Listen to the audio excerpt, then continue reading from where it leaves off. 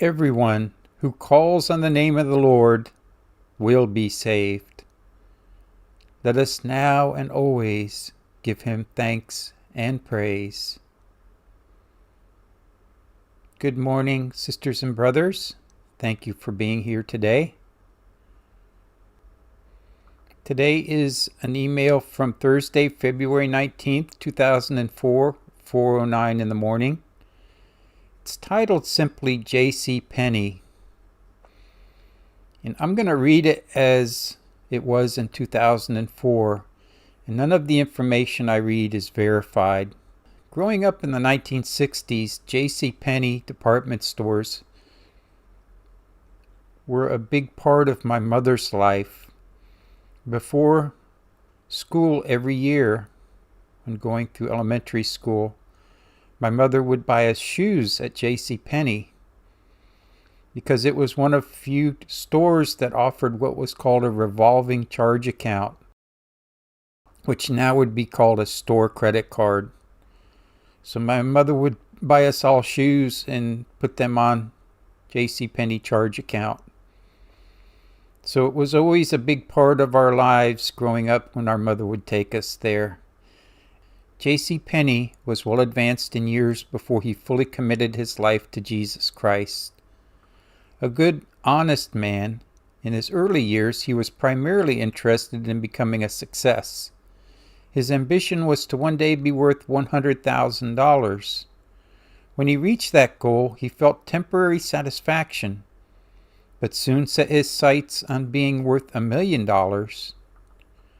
Both he and Mrs. Penney worked hard to expand their business, but one day Mrs. Penney caught a cold and developed pneumonia, which subsequently caused her death. When she died, he recalled, "My world crashed about me.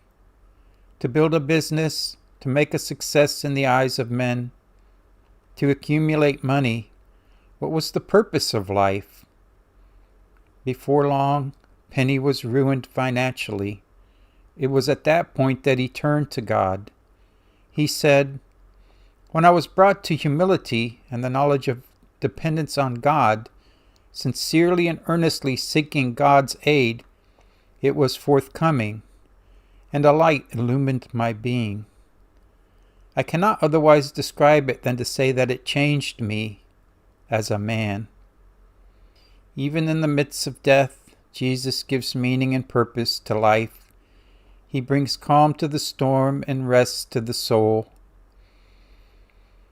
A lot of what I just read falls along what yesterday's email was about. That so often God can bring about something wonderfully good out of a tragedy. And in Mr. Penney's case, that's what we see. A reading from Hosea chapter 13, verse 14. "Shall I deliver them from the power of the netherworld? Shall I redeem them from death? O death, where are your plagues? O netherworld, where is your sting?"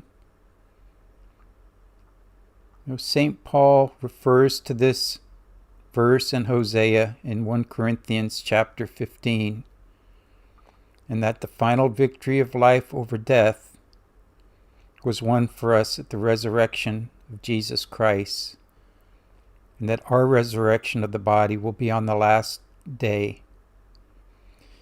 1 Corinthians chapter 15, starting at verse 54.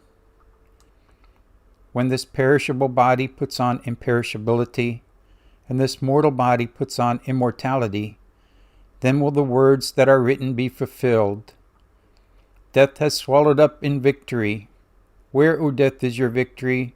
Where, O death, is your sting? The sting of death is sin, and the power of sin is the law. But thanks be to God who gives us the victory through our Lord Jesus Christ.